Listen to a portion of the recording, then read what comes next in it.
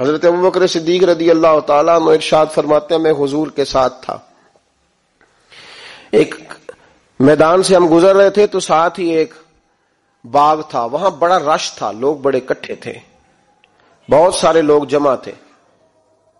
تو نبی پاک صلی اللہ علیہ وسلم نے فرمایا ابو بکر پتہ کرو کیا ہوا.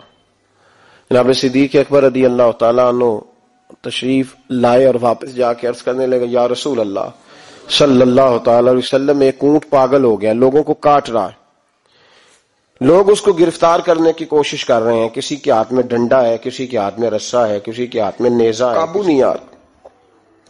نبی پاک صلی اللہ علیہ وسلم نے فرمایا چلو میں چلتا ہوں. حضرت صدیق اکبر عرض کرنے لگے یا رسول اللہ صلی اللہ علیہ وسلم وہ پاگل ہو گیا، وہ کاٹتا پھر رہا ہے، آپ مہربانی کریں، وہ تکلیف دے گا. فرمایا ابو بکر مجھے جانے دو. جناب صدیق اکبر فرماتے ہیں نبی پاک صلی اللہ علیہ وسلم تشریف لائے اور حضور جیسے ہی کھڑے ہوئے نا اونٹ حضور کی طرف بھاگا، نبی پاک کی طرف لپکا، وہ میں بھی ڈرنے لگا، جتنے لوگ تھے پریشان ہونے لگے. دوڑا آیا اونٹ، ہم سب پریشان تھے لیکن محبوب کے چہرے پر بڑا ہی اطمینان تھا. فرماتے اونٹ دوڑا آیا اور سیدھا آ کے اس نے حضور کے قدموں پہ سجدہ کیا. اور جناب صدیق اکبر فرماتے ہیں اس نے حضور کے کان میں کچھ کہا تو نبی پاک کی آنکھوں میں آنسو آ گئے. کس کے دکھ پر؟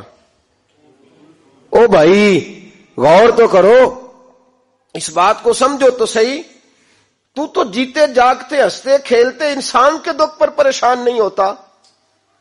تو مسلمان پڑوسی ساتھ رہنے والا، پلنے والا، بسنے والا، جس کی جوانی لڑکپن بڑھاپا تو نے آنکھوں میں دیکھا، تجھے اس کے دکھ پر پریشانی نہیں ہوتی. ارے ایک اونٹ کان میں بولا، اس کیفیت کو سمجھ تو صحیح یار، اس رنگ کو محسوس تو کرو مہربانی اہل زمین پر، خدا مہربان ہوگا عرش بری پر. کے کان میں کچھ کہا، حضور رو پڑے. اور پھر محبوب نے فرمایا رسی لاؤ. مالک رسی لایا تو حضور نے اس کے ناک میں نکیل ڈالی، اس نے خاموشی سے ڈلوا لی. حضور نے اس کے ہاتھ میں دیا اور فرمایا تو کہتا ہے پاگل ہو گیا. وہ شکایت کر رہا ہے کہ حضور گرمی میں تپ جاتا ہوں پر پانی کا گھونٹ نہیں دیتا. یا رسول اللہ صلی اللہ علیہ وسلم یہ میری طاقت سے زیادہ مجھ پر بوجھ رکھتا ہے. محبوبہ میں تیرے سوا کس کو دکھ بتاؤں، کام زیادہ لیتا ہے، چارہ کم ڈالتا ہے. او بھائی میرے محبوب پاک سید عالم صلی اللہ علیہ وسلم نے ہمیں جو مزاج عطا فرمایا وہ تو اس طرح کا ہے کہ جانور کو بھی دکھ ہو تو محبوب پاک کو تکلیف ہوتی ہے.